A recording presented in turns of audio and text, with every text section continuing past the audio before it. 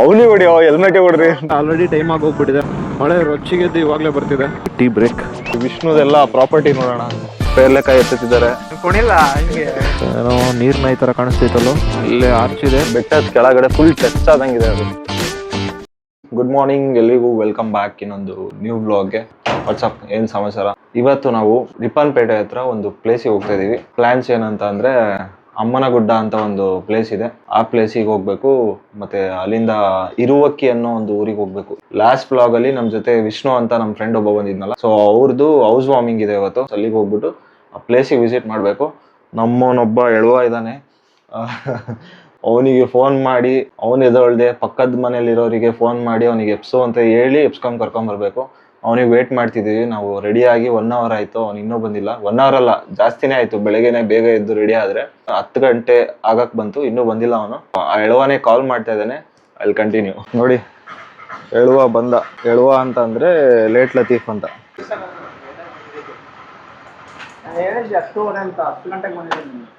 ಏಯ್ ಮುಚ್ಚಾಲಿ, ಅದು ಎಫ್ಸಿ ನಿನಗೆ ಕರ್ದಿದ್ದಕ್ಕೆ ಬಂದಿರೋದು.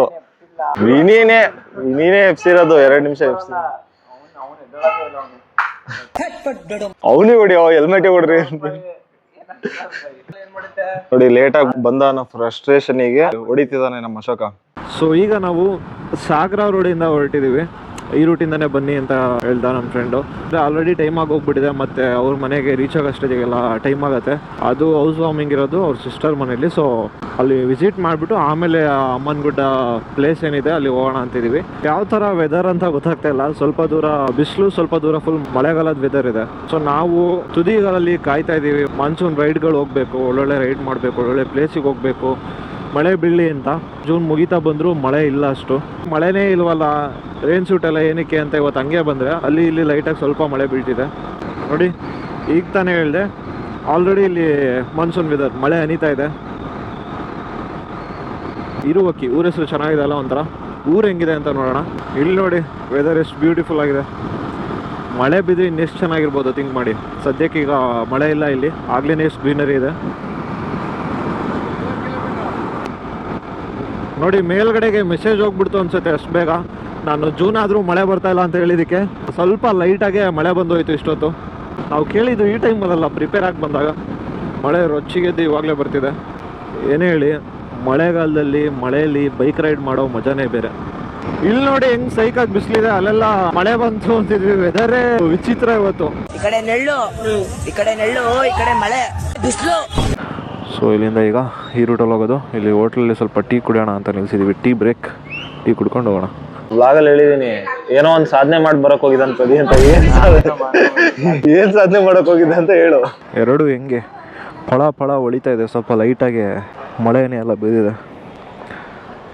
ಸೊ ಇಲ್ಲಿಂದ ಜಸ್ಟ್ ಒಂದು 4 ಕಿಲೋಮೀಟರ್ ಇದೆ ಅಷ್ಟೇ. ಕೆಳದಿ ಶಿವಪ್ಪನಾಯಕ ಅಗ್ರಿಕಲ್ಚರ್ ಯೂನಿವರ್ಸಿಟಿ ಅಂತ ಇರುವಕ್ಕಿ. ಕರೆಕ್ಟಾಗಿ ಬೋರ್ಡೇ ಇಲ್ಲಿದೆ, ಲ್ಯಾಂಡ್ ಮಾರ್ಕ್ ಥರ. ಏನಾದ್ರು ಆರ್ಡ್ರ್ ಮಾಡಿದರೆ ಆನ್ಲೈನ್ಗೆ ಇನ್ಲೈನ್ ಒಳ್ಳೆ ಪರ್ಫೆಕ್ಟಾಗಿ ಬರುತ್ತೆ.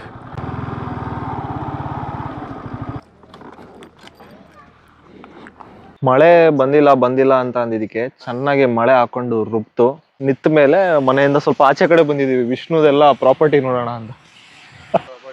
ನೋಡಿ ಇವನೇ ವಿಷ್ಣು. ಲಾಸ್ಟ್ ಟೈಮ್ ಬಂದಿದ್ದಲ್ಲ, ಆಲ್ರೆಡಿ ಗೊತ್ತು. ಇದೆಲ್ಲ ಅವ್ರದೆಯ, ಅದೆಲ್ಲ ಅವ್ರದೆಯ, ಎಲ್ಲ ಅವ್ರದೆಯ. ರಿಚ್ ಕಿಡ್ ಓನರ್ ಅಂತ ಹೇಳ್ತಿದೀನಿ ಕಣ. ಹುಡುಗಿ ಲಾಗ್ ನೋಡಿ ಆದ್ರು ಯಾವ್ದೋ ಕುಳ ಇದೆ ಹಾಕೊಂಬಿಡೋಣ ಅಂತ ನೋಡ್ಲಿ ಅಂತ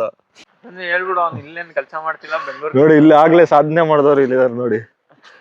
ಸಾಧನೆ ಮಾಡಿದವ್ರು. ಅವ್ನಿಗೆ ಕೇಳು, ಏನ್ ಸಾಧನೆ ಮಾಡಿದೆ ಅಂತ ಕೇಳು. ಇದೇ ವಿಷ್ಣು ಅವರ ಮನೆ.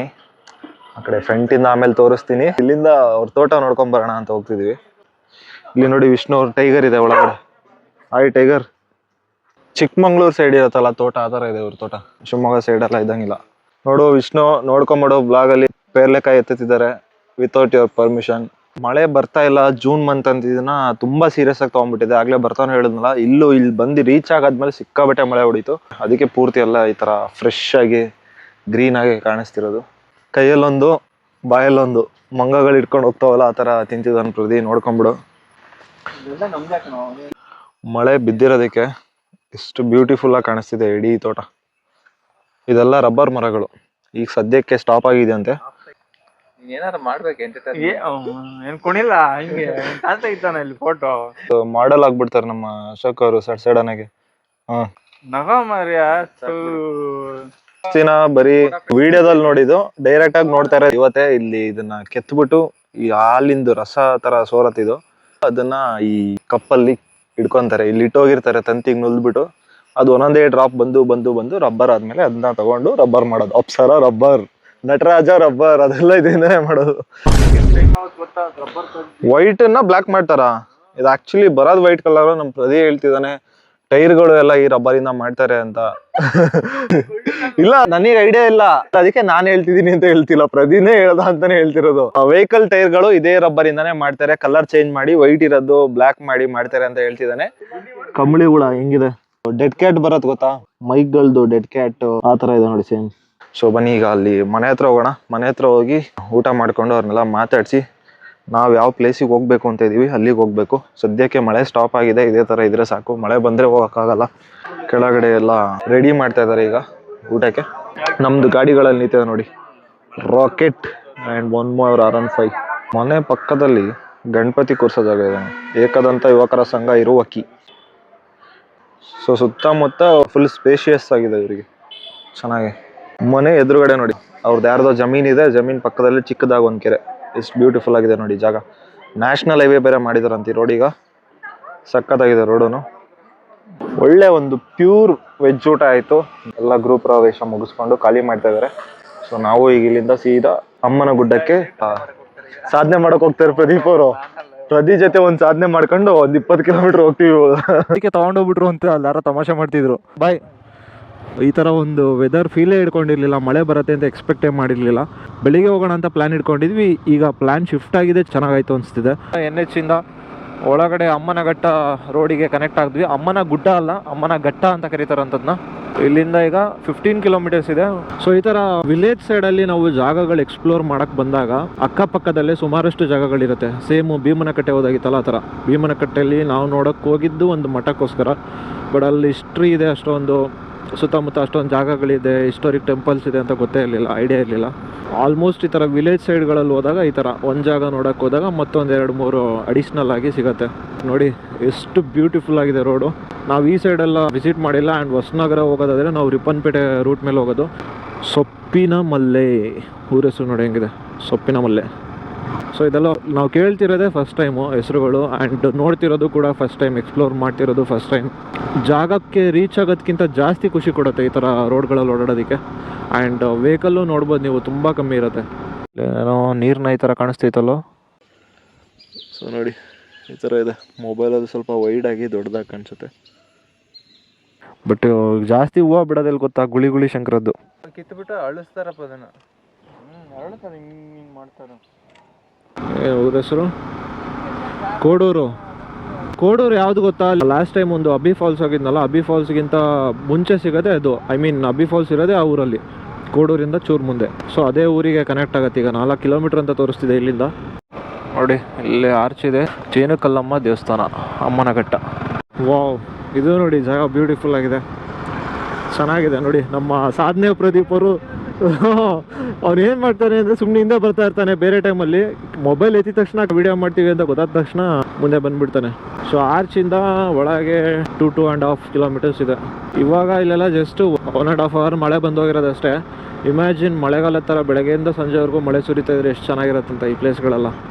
ಆ್ಯಂಡ್ ಆನ್ ದ ವೇ ಬರಬೇಕಾದ್ರೆ ಆ ಊರೊಳಗಡೆ ಈಶ್ವರನ ಟೆಂಪಲ್ ಅಂತ ಒಂದಿತ್ತು, ರಾಜರಾಜೇಶ್ವರಿ ಟೆಂಪಲ್ ಅಂತ ಒಂದಿತ್ತು. ಅದೆಲ್ಲ ಒಂಥರ ಏನ್ಷಿಯಂಟ್ ಟೆಂಪಲ್ಸ್ ಇದ್ದಂಗೆ ಇರುತ್ತೆ. ಬಟ್ ಈಗ ನಮಗೆ ಟೈಮ್ ಇಲ್ಲ, ಈ ಪ್ಲೇಸಿಗೆ ಹೋಗ್ಬೇಕಲ್ಲ, ಅದಕ್ಕೆ ಸೀದಾ ಬಂದ್ವಿ. ನಮ್ಮ ಸಾಧನೆ ಪ್ರದೀಪ್ ಅವರು ಘಟ್ಟ ಹತ್ಸಿ ಸಾಧನೆ ಮಾಡ್ತಾ ಇದ್ದಾರೆ ನೋಡಿ. ನಮ್ಮ ಶಿವಮೊಗ್ಗದಲ್ಲೇ ಈ ಥರ ಜಾಗಗಳೆಲ್ಲ ಇದೆ ಅನ್ನೋ ಒಂದು ಐಡಿಯಾ ಕೂಡ ಇರಲಿಲ್ಲ.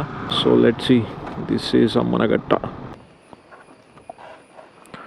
ಸೊ ನೋಡಿ ಹಿಂಗಿದೆ, ಎದುರುಗಡೆ ಒಂದು ಬೆಟ್ಟ, ಇಲ್ಲಿಂದ ಟೆಂಪಲ್ ಹಿಂಗಿದೆ, ಬೆಟ್ಟದ ಕೆಳಗಡೆ ಟೆಂಪಲ್ ಇದೆ. ಹೆಂಗೆ ನೋಡೋದು, ಬೆಟ್ಟ ಕೆಳಗೆ ದೇವಸ್ಥಾನ. ಸೊ ಬನ್ನಿ ಮೇಲೆ ಹೋಗೋಣ. ಇಲ್ಲೇ ಸ್ಲಿಪ್ಪರೆಲ್ಲ ಬಿಟ್ಬಿಟ್ಟು ಹೋಗ್ಬೇಕು ಅಂತ ಹೇಳಿದ್ದಾರೆ. ಚಪ್ಪಲಿ ಬಿಟ್ಟು ಗಾಡಿನೂ ಇಲ್ಲೇ ನಿಲ್ಲಿಸಿ ಇನ್ನೇನಷ್ಟು ದೂರ ಎಲ್ಲ ನಡಿಬೋದು ಅಂತ ಹೋಗ್ತಿದ್ದೀವಿ. ನೋಡಿ ಇಲ್ಲೆಲ್ಲ ಹೆಂಗಿದೆ ಬೆಟ್ಟ, ಬೆಟ್ಟದ ಕೆಳಗೆ ದೇವಸ್ಥಾನ ಇರೋದು, ಎಷ್ಟು ಚೆನ್ನಾಗಿ ಕಟ್ಟಿದ್ದಾರೆ. ಇಲ್ಲಿಂದ ನೋಡಿ ವ್ಯೂ ಎಷ್ಟು ಸಖತ್ತಾಗಿದೆ. ಅಲ್ಲಿ ಗಾಡಿಗಳು ನಿಂತಿದೆ, ಆರ್ಚು ಹಿಂದ್ಗಡೆ ಗುಡ್ಡ.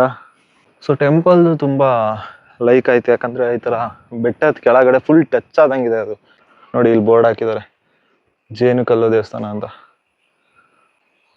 ಎದುರುಗಡೆ ಬೆಟ್ಟದ ವ್ಯೂ, ಕರೆಕ್ಟಾಗಿ ಬೆಟ್ಟದ ಆಪೋಸಿಟಿಗೆ ದೇವಸ್ಥಾನ, ಮೇನ್ ಗರ್ಭಗುಡಿ. ನಾನು ಹೇಳಿದ್ನಲ್ಲ ಆಲ್ರೆಡಿ ಇದು ನಿಂತಿರೋ ಬೆಟ್ಟಕ್ಕೆ ಈ ಥರ ಅಟ್ಯಾಚ್ಡ್ ಆಗಿ ಕೆಳಗಡೆ ಹಂಗೆ ಇದನ್ನ ಕನ್ಸ್ಟ್ರಕ್ಷನ್ ಮಾಡಿ ಜಾಯಿನ್ ಮಾಡಿದ್ದಾರೆ. ದೇವಸ್ಥಾನ ಬಾಕ್ಲಾಕ್ಬಿಟ್ಟಿದ್ದಾರೆ, ದೇವಸ್ಥಾನ ಒಳಗಡೆ ನೋಡೋ ಚಾನ್ಸ್ ಸಿಗಲಿಲ್ಲ. ಬಟ್ ಔಟ್ಸೈಡೆಲ್ಲ ಈ ಥರ ಇದೆ. ಇಲ್ಲಿ ಏನೋ ನಾಗದೇವತೆಗಳದ್ದು ಗುಡಿ ಇಟ್ಟಿದ್ದಾರೆ. ಇಲ್ಲೊಂದು ಡೋರ್ ಇದೆ. ಸೊ ಇಲ್ಲಿ ಲಿಫ್ಟ್ ಇದು, ಕನ್ಸ್ಟ್ರಕ್ಷನಿಗೂ ಹಾಕೊಂಡಿರ್ಬೋದು. ಆ ಸೈಡು ಏನೋ ಗುಹೆ ಥರ ಇದೆ, ನೋಡೋಣ. ನೋಡಿ ಎಷ್ಟು ಚೆನ್ನಾಗಿ ಕಾಣಿಸ್ತಿದೆ ಇದು, ಈ ಪಿಲ್ಲರ್ಸು. ಒಳಗಡೆನೂ ಇದೇ ಥರ ಗುಹೆ ಥರ ಬೆಟ್ಟದ ಅಡಿಲಿರೋದ್ರಿಂದ ಸೇಮ್ ಅದೇ ಥರ ಇದೆ. ಔಟ್ಸೈಡಿಂದ ಲುಕ್ ಈ ಥರ ಇದೆ, ಇಲ್ಲಿಂದ ಅಲ್ಲಿವರೆಗೂ. ಪಕ್ಕದಲ್ಲಿ ಒಂದೇನೋ ಗುಹೆ ಟೈಪ್ ಇದೆ, ಅದು ಒಂದೇನು ಅಂತ ನೋಡೋಣ. ಏನೋ ಗುಹೆ ಏನಲ್ಲ, ನೀರಿರೋ ಜಾಗ. ಮೇ ಬಿ ದೇವಸ್ಥಾನಕ್ಕೆ ಇಲ್ಲಿಂದಾನೆ ನೀರು ತಗೊತಾರೆ ಅನ್ಸುತ್ತೆ. ಕೊಳ ಥರ ಇದೆ ಇಲ್ಲಿ. ಅಲ್ಲಿಂದ ಹಂಗೆ ವಾಚ್ ಟವರ್ ಇದೆ ಅಂತ ಕರ್ಕೊಂಡು ಹೋಗ್ತಿದ್ದಾರೆ ನಮ್ಮ ಹುಡುಗರು. ನೋಡೋಣ ಬನ್ನಿ.